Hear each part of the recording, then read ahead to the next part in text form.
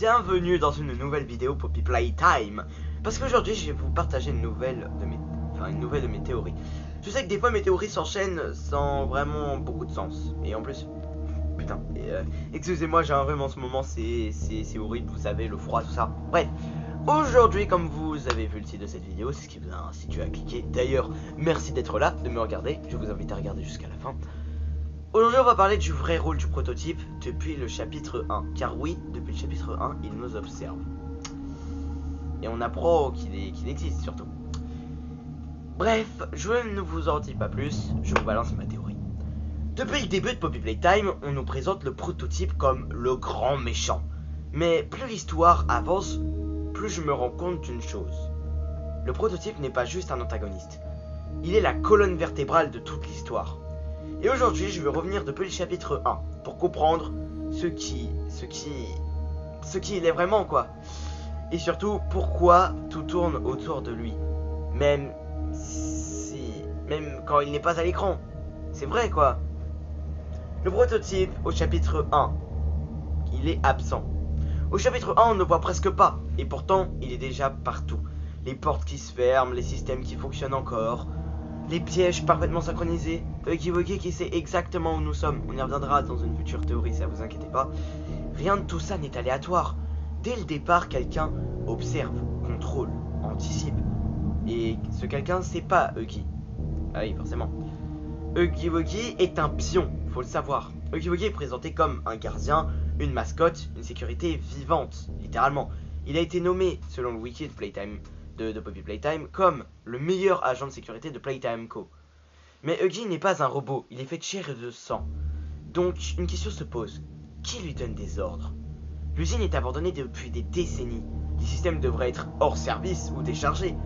Et pourtant, Huggy agit comme s'il recevait des instructions. Dès le chapitre 1, le prototype est déjà là, invisible mais actif. Le prototype, il faut savoir que c'est pas un monstre comme les autres. Contrairement aux autres créatures, il ne chasse pas, il ne panique pas, il ne se montre pas, il réfléchit. On apprendra plus tard que son corps est mécanique, son cœur et son cerveau sont humains. Enfin, ça je crois, hein, pardon. Moi qui suis allé trop vite. Il peut assembler, réparer, modifier. Et il fonctionne pas à l'instinct, il fonctionne à la stratégie. Maintenant on va passer au chapitre 2 où je vais parler d'un détail. Donc c'est que Mommy Longlegs aurait pu se faire manipuler. Mommy Longlegs est un cas fascinant. Elle ne nous attaque pas directement. Elle joue avec nous, nous parle, nous met à l'épreuve, nous laisse des chances.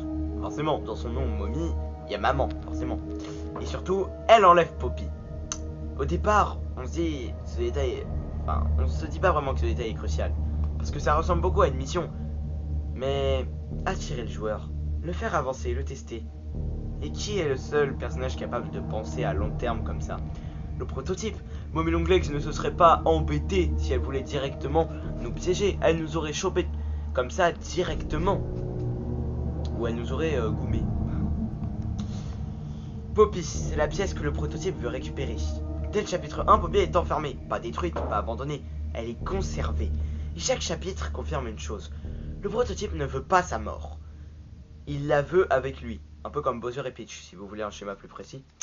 Ce qui transforme le prototype d'un simple monstre en une entité obsessionnelle.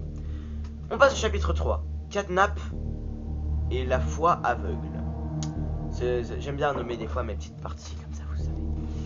Catnap est peut-être l'exemple le plus parlant. Un enfant malade, fragile, condamné. Le prototype lui a offert une nouvelle forme, une nouvelle vie. Résultat, Catnap le vénère comme un dieu, c'est logique. Il lui a sauvé la vie. Ça nous montre quelque chose d'essentiel. Le prototype ne contrôle pas que par la peur, il contrôle aussi par la reconnaissance. Au chapitre 4, on va aborder un sujet sur le docteur et une petite révélation. Le chapitre 4 change tout. On découvre que le prototype communique, le prototype promet, le prototype manipule des humains conscients et les transforme en jouets au passage. Le docteur n'est pas forcé, il choisit. Et sa mort profite directement au prototype. À partir de là, c'est plus un doute, le prototype orchestre les événements. C'est celui qui mène les baguettes dans cet orchestre. Pourquoi il ne se montre pas maintenant? Parce qu'il n'en a pas besoin. Pardon, j'ai ma chambre. fait du bruit. Chaque monstre est une expérience, est un filtre, est un test. Le prototype n'apparaît que quand le joueur est prêt, les missions sont en place, le chaos est maximal. Je vais pas me mettre du prototype, mais il faut se dire que le prototype n'est pas la fin, mais il est le sens.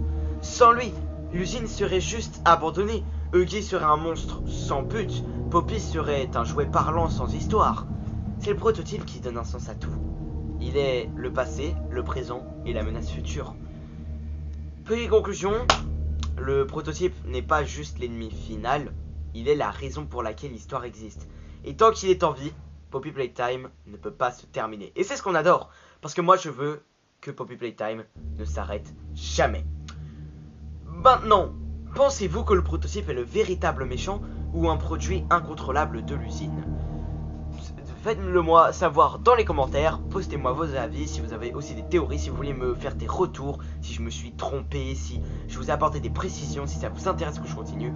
Je vous invite également, à toi derrière l'écran, de liker cette vidéo parce que ça m'apporte du soutien, de t'abonner à ma chaîne et d'activer la cloche, c'est pas obligé, mais ça peut te prévenir de chacune de mes vidéos, shorts, posts, nouvelles publications, tout ce que tu veux, comme ça tu ne rates rien des prochaines théories Poppy Playtime. Sur ce, moi je vous laisse et je vous dis bye bye.